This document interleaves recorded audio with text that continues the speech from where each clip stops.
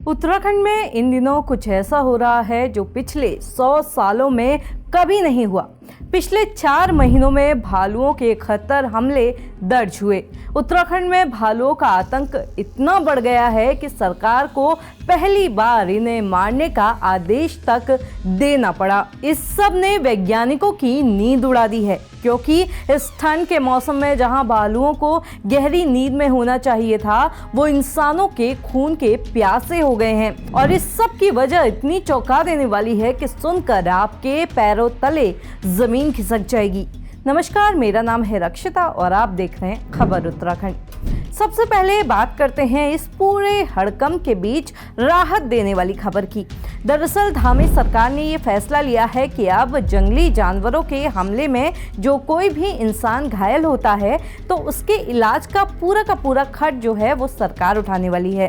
हालांकि इस सब के बीच लोगों के मन में ये सवाल भी उठ रहा है कि सर्दियों के वक्त जहां भालुओं को हाइबरनेशन में जाना चाहिए था, तो वो अचानक खेतों में, जंगलों में और रिहायशी इलाकों में इतने एक्टिव घूमते कैसे नजर आ रहे हैं।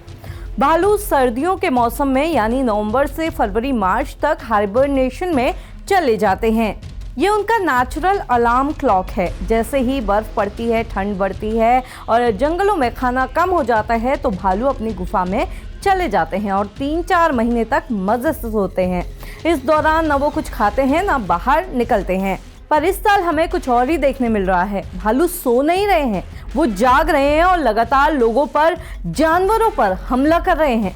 पिछले 4 महीनों में भालुओं के 71 हमले दर्ज हुए, जिसमें 7 लोग मारे गए और 60 से ज्यादा मवेशियों का शिकार हो चुका है। इसे लेकर अब एक्सपर्ट्स ने भी अपनी राय दी है। एक्सपर्ट्स का कहना है कि इसके पीछे सबसे बड़ा हाथ है ग्लोबल वार्मिंग का, यानी बढ़ता हुआ धरती का तापमान। आपको बता दें कि भालू को हाइबरनेशन में जाने के लिए चाहिए होती है कड़ाके की ठंड और भारी बर्फबारी। लेकिन अब सर्दियां वैसी नहीं रही जैसी पहले हुआ करती थी। अब बर्फबारी कम हो रही है या फिर देर से हो रही है, तो भालुओं को वो माहौल ही नहीं मिल पा रहा है कि वो हाइबरनेशन में जा सकें। कश्मीर जैसे इलाकों में जहां अब भी अच्छी बर्फ पड़ती है, वहां भालू फिर भी 60 दिन तक सो रहे हैं। लेकिन उत्तराखंड के कई इलाकों में तापमान बढ़ने की वजह से उनकी नींद का पूरा जो साइकिल है वो बिगड़ गया है और नींद से जागा हुआ या कम सोया हुआ भालू एक चिड़चिड़े इंसान से 1000 गुना ज़्यादा खतरनाक हो सकता है। अब नींद नहीं आ रही तो भालू क्या करेगा? उसे भूख लगेगी। लेकिन जंगल में भी अब खाने की कमी हो गई है। जो जंगली फल फूल भालू खाते थे वो अब मौसम बदलने की वजह से कम हो गए हैं।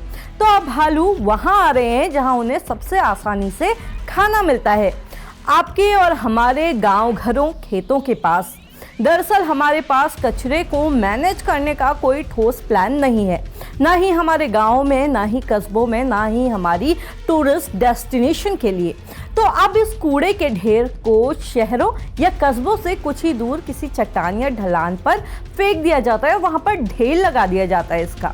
अब इसी कूड़े के ढेर के पास कई कुत्ते, गाय, सुअर और भालू वगैरह खाना ढूंढने आते हैं। यही देखते हुए कई बार गुलदार जैसे जानवर भी यहाँ पर आ जाते हैं। एक्सपर्ट्स की माने तो ये जानवर अब बस्तियों से दूर जाते ही नहीं हैं। ये दिन भर झाड़ियों के पीछे छुपे रहते हैं और रात होते ही उस कूड़े के ढेर के पास खाना ढूंढते हुए पहुंच जाते हैं। मीडिया रिपोर्ट्स और वन विभाग के आंकड़े बताते हैं कि बीते 25 सालों में उत्तराखंड में भालुओं ने 2081 बार इंसानों पर हमला किया है। हालात इतने बुरे हैं कि उत्तराखंड के इतिहास में पहली बार भालू को शूट एट साइट यानी कि देखते ही गोली मारने जैसे आदेश निकालने पड़ गए हैं। पौड़ी गढ़वाल जैसे जिले में तो महिलाएं अपने बच्चों और जानवरों को बचाने के लिए रात रात भर डंडा लेकर पहरा दे रही हैं।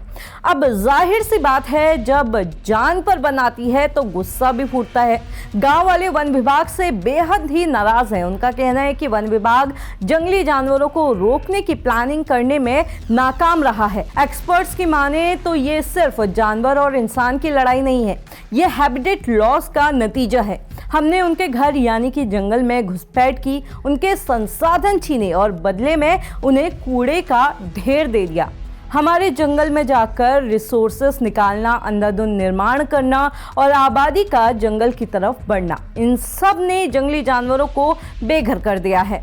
अब उनका और हमारा आमना सामना होना तय है और ये टकराव अब और भी खूनी होता जाएगा। लोगों की माने तो इस मसले में सरकार सिर्फ मुआवजा देकर पल्ला झाड़ रही है, जबकि अभी हमें एक सख्त वन प्रबंधन, सॉलिड वेस्ट मैनेजमेंट जैसी चीज़ों की बहुत ज़्यादा ज़रूरत है।